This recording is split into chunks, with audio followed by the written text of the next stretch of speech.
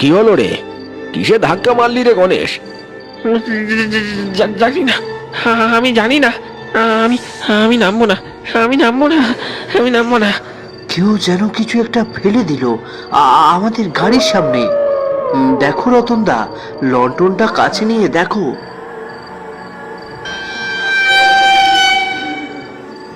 এ কি? এখানে এখানে হাড় কেন? কি কি ওটা রতনদা? হ্যাঁ, কিছু না, শুকনো ডালপালা। চল গণেশ, চল চল, আর এক মুহূর্ত নয়। যতক্ষণ না শেওড়াতলা পার হচ্ছি ততক্ষণ যেন যেন কেউ একটা কথাও না বলে। একেবারে চুপ। হ্যাঁ, চল চল চল চল। বাঁচাও, বাঁচাও, কে কোথায় আসো গো? বাঁচাও আমারে, ওই পিশাচটা আমারে মেরে ফেলবে, মেরে ফেলবে আমারে।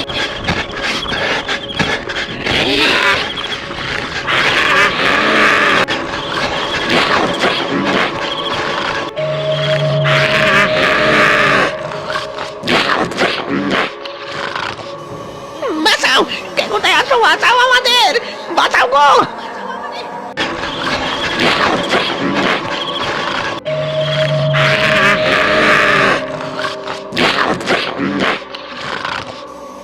বাঁচাও, কে কোথায় আসো? বাঁচাও আমাদের, বাঁচাও গো। তাদের পাগুলো যেন আর চলছে না, বুকটা ফেটে শ্বাস বেরোচ্ছে, আর তারা তারা ভয়ে পিছনে তাকাচ্ছে।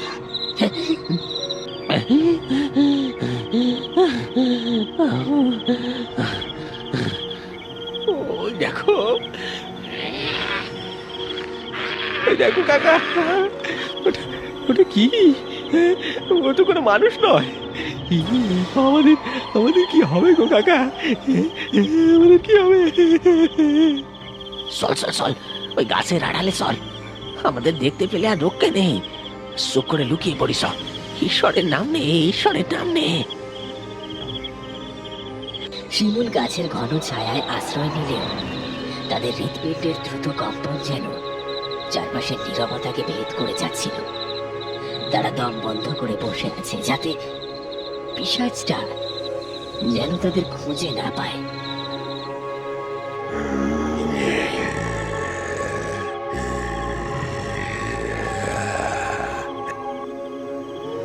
কোথায় পালাবি তোরা? তোদের ঠিক খুঁজে বার করব, আর তারপর সারা রাত ধরে চিবিয়ে চিবিয়ে খাবো।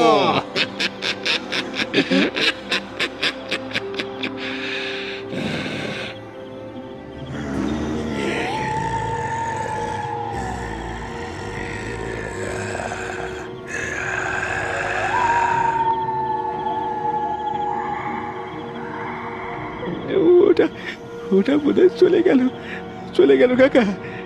আরে সব সব, একদম সব। বেশ ঘুরে ফেলবো। পালিয়ে যাবি কোথায় তুই? বেশ ঘুরে ফেলবো।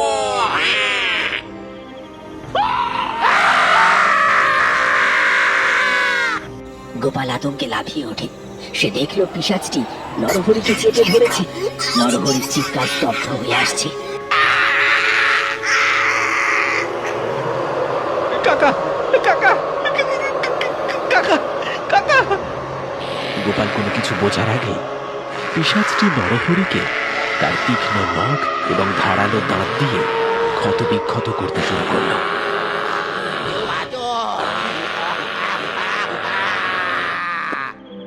নরহরির দেহ থেকে গল গল করে রক্ত বেরিয়ে আসতে লাগলো, আর সেই ভয়ঙ্কর জীব তার মাংস খুবলে খুবলে খেতে লাগলো। গোপাল উল্টো দিকে দৌড় লাগালো। জঙ্গল ভেদ করে এসে পাগলের মতো ছুটছে। নরহরি কাকাকে চোখের সামনে এভাবে মরতে দেখে গোপাল দিক বিদিক জ্ঞান শূন্য হয়ে দৌড়াতে শুরু করলো। তার কানে তখন এসে আসছে পিশাচটার ভর্ষক গর্জন আর চির শাস্তি।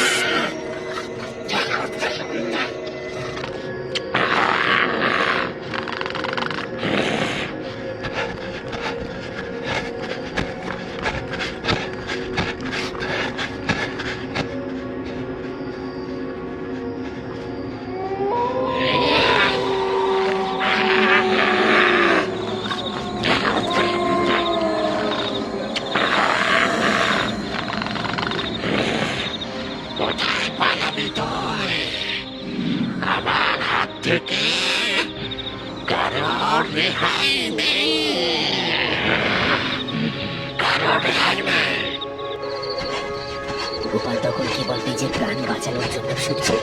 তার মনে কোনো আশা নেই, কেবল একটা চিন্তা, পালাতে হবে তাকে, পালাতে হবে। গোপাল যখন মাঠের প্রান্তে পৌঁছলো তখন হঠাৎই আকাশে বিদ্যুৎ চমকালো, আর সেই আলো দেখা গেল ঠিক তার সামনে দাঁড়িয়ে আছে সেই নরকের পিশাচ। গোপালের দৌড় থমকে গেল।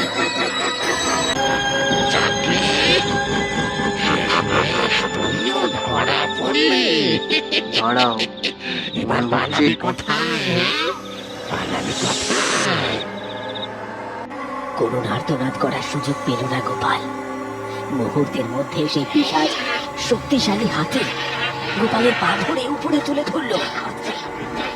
উল্টো হয়ে শুকনে চলে আছে গোপাল, তার হাত থেকে রক্ত চুইয়ে পড়ছে, আর পিশাচটি ধীরে ধীরে তার ভয়ঙ্কর লম্বা মুখটা খুলল। তাতে তাতে ধারালো দাঁতের শাড়ি। পিশাচটি তার লম্বা চোয়াল দিয়ে গোপালের মাথাটা কামড়ে ধরল।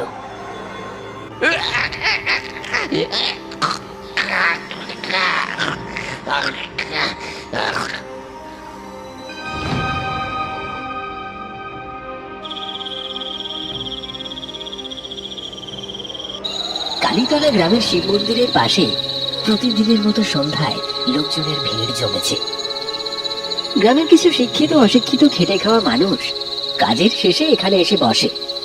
বিশেষ করে গ্রামের 3 বন্ধু, রতন, বিশু আর শশী।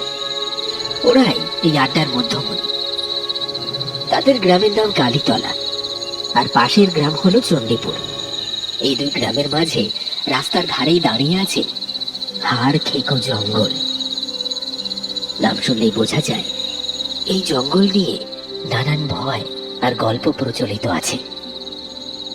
বিপত্তিটা হলো গত কয়েক মাস ধরে জঙ্গল থেকে মাঝে মাঝে মানুষের মৃতদেহ পাওয়া যাচ্ছে। মৃতদেহগুলো এমন ভাবে ক্ষতবিক্ষত যে দেখে মনে হয় কোনো বন্য জন্তু আক্রমণ করছে, কিন্তু গ্রামবাসীদের ধারণা এর পেছনে অন্য কোনো রহস্য আছে। এই রহস্য নিয়ে আজও বটতলার আসর উত্তপ্ত। আরে আমি তো আগেই বলে দিয়েছি এটা কোনো মানুষের কাজ নয়, ওই জঙ্গলে নিশ্চয়ই কোনো ভূত আছে। রতন, যে কিনা গ্রামের হাই স্কুলে ভূগোল পড়ায়, তার কথায় কিছুটা শিক্ষিতের ছাপ থাকলেও ভয়ে গলা কাঁপছিল। তার কথা শুনে গ্রামের সবচেয়ে বয়স্ক লোক জ্যাঠা ভোলানাথ, যিনি সারাদিন গ্রামের মাঠে কাজ করেন, একটু কেসে উঠলেন। তোমরা সব বাজে কথা বলছো, এইসব আমার মোটেই বিশ্বাস হয় না। তবে হ্যাঁ, লাশগুলো যেভাবে ক্ষত বিক্ষত হচ্ছে তাতে মনে হয় হিংস্র কিছু একটা আছে ওই জঙ্গলে। রতন ঠিকই বলেছে যেটা, যে কটা লাশ পাওয়া গেছে সব কটারই পেটের নাড়ি ভুড়ি যেন ছিঁড়ে বের করে নেওয়া হয়েছে। এত নৃশংস ভাবে কেউ খুন করতে পারে না গো। বিশু পেশায় একজন রাজমিস্ত্রি। তার শরীর বলিষ্ঠ হলেও ভয়ে তার কপালে বিন্দু বিন্দু ঘাম জমছে। হ্যাঁ জ্যাঠা, এই কথাটা আমারও মনে এসেছে। তাই বলছি, যতদিন না এর কিনারা হচ্ছে, কেউ যেন একা একা রাতের বেলায় ওই জঙ্গলের পথ দিয়ে না যায়, বিশেষ করে রাত 8টার পর। শশী গ্রামের একজন ছোট ব্যবসায়ী। সে তার কথার শেষে সবার দিকেই একটা সতর্ক দৃষ্টিতে তাকালো। জ্যাঠা ভোলানাথ তাদের কথা শুনে চিন্তিত হয়ে বললেন,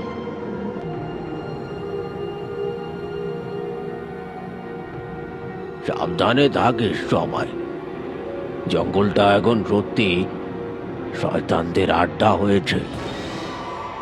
সবাই যখন এই আলোচনায় মশগুল, তখন হঠাৎ অপূর্ব নামের এক যুবক সেখানে এসে হাজির হলো। অপূর্ব একজন ডাক্তারের কম্পাউন্ডার, বয়স ওই 22-23 বছর। কে অপূর্ব, এত রাতে কোথায় গিয়েছিলি? আর বলবেন না জ্যাঠা, চণ্ডীপুরের এক বাড়িতে রোগী দেখতে গিয়েছিলাম। কি মর্মান্তিক ব্যাপার, তাই ফিরতে দেরি হয়ে গেল। কেন রে বাবা, কি হয়েছে? আসলে ওই গ্রামে গড় ধরে 10-12 বছরের ছেলেটা ওই হাড়খেকো জঙ্গলের পাশে খেলা করতে করতে জঙ্গলের ভেতর ঢুকে পড়েছিল। তারপর গ্রামবাসীরা ছেলেটাকে অজ্ঞান অবস্থায় খুঁজে পায়। ছেলেটার একটা হাত কিসে যেন কামড়ে ছিঁড়ে নিয়েছে। উফ, কি অবস্থা! কি বলিস কি রে? কি ভয়ঙ্কর কথা! নিশ্চয়ই ওই হাড় খেকো জঙ্গলে কোনো মাংস খেকো জানোয়ার এসে বাসা বেঁধেছে। জ্যাঠা ভোলানাথের কথা শুনে সবাই যেন আরো গভীর আতঙ্কে ডুবে গেল। একটা বন্য জন্তু হলেও না হয় একটা ব্যাখ্যা দেওয়া যেত, কিন্তু যেভাবে একের পর এক ঘটনা ঘটছে তাতে ভয়ের একটা কালো মেঘ যেন গ্রামের ওপর চেপে বসেছে।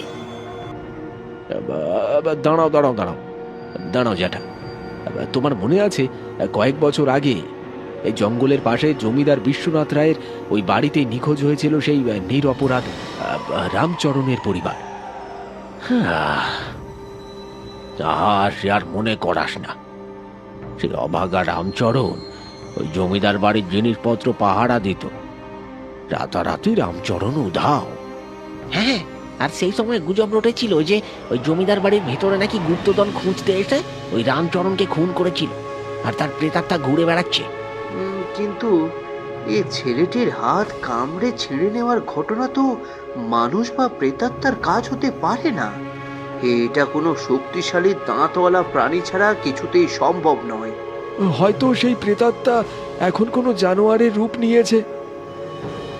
গ্রামের মানুষদের আতঙ্ক যখন তুঙ্গে, তখন অপূর্ব সিদ্ধান্ত নিল যে কেবল ইতিহাস ঘেঁটে লাভ নেই, প্রত্যক্ষ প্রমাণ দেখবে।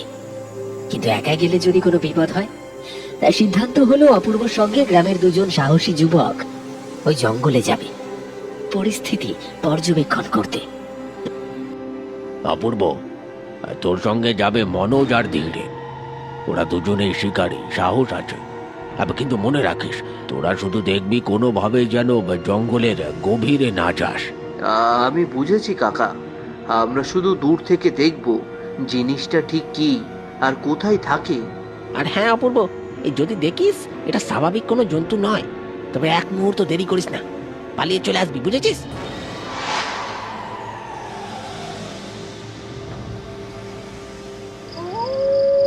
তিনজন সাবধানে জঙ্গলের ভেতর হাঁটছে। অপূর্ব টর্চের আলোয় ঘন ঝোপ আর গাছপালা দেখছে। অদ্ভুত চাপা গোঙানির শব্দ বাতাসে ভেসে আসছে।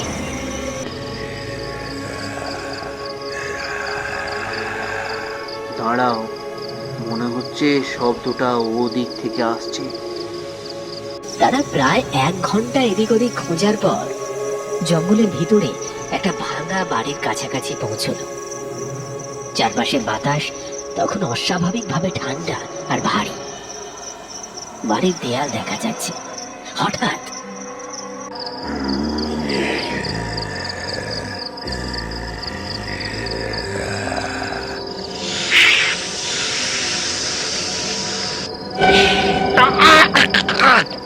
ওরে বাবারে, কিসে কামড়ালো রে? আরে একটা বিষাক্ত সাপ!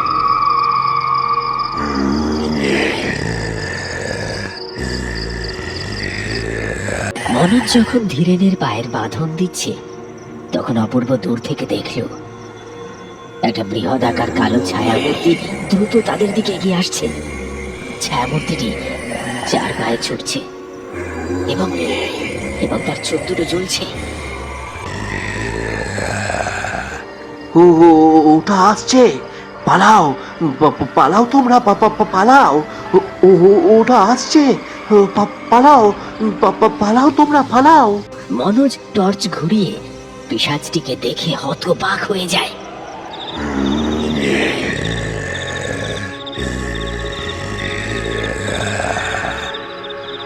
কি রে বাবা, এ তো পিশাচ! ধরতে পারলে কাঁচা চিবিয়ে খাবে।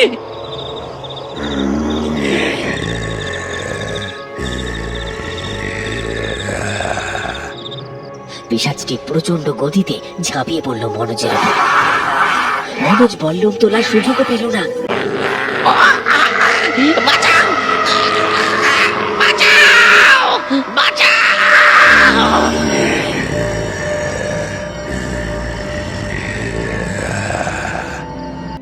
পিশাচটি মুহূর্তের মধ্যে মনোজকে শক্তিশালী নখ দিয়ে টেনে নিয়ে গেল গভীর অন্ধকারে। তারপর কেবল ছেঁড়া আর চিবনোর বিভৎস শব্দ ভেসে এলো।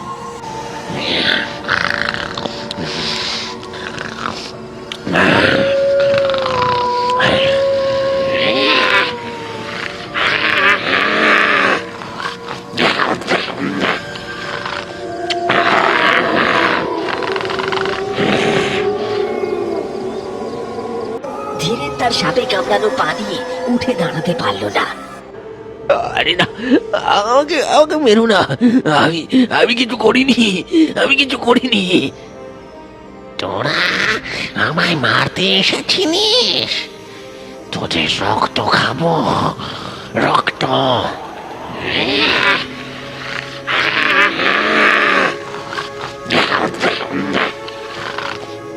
পিশাচটি ধীরেনের উপর ঝাঁপিয়ে পড়ল।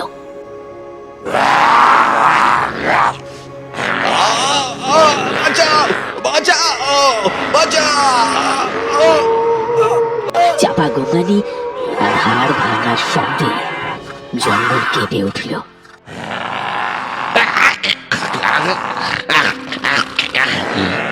কেঁপে উঠল। অপূর্ব গাছের আড়াল থেকে নৃশংস দৃশ্য দেখল। তার সারা শরীর ভরে অবশ, কিন্তু তার চোখে ভয়ঙ্কর রাগ ফুটে উঠল। সে ধীরে ধীরে পিছিয়ে আসতে শুরু করল। অপূর্ব ভাগ্যক্রমে একটি ঘন ঝোপের আড়ালে লুকিয়েছিল। বাকিদের এই ভয়াবহ পরিণতি দেখে তার ভয় ক্রোধে রূপান্তরিত হলো। সে নিশ্চিত হলো এটা কোনো জানোয়ার নয়, এটা এক অভিশপ্ত পিশাচ।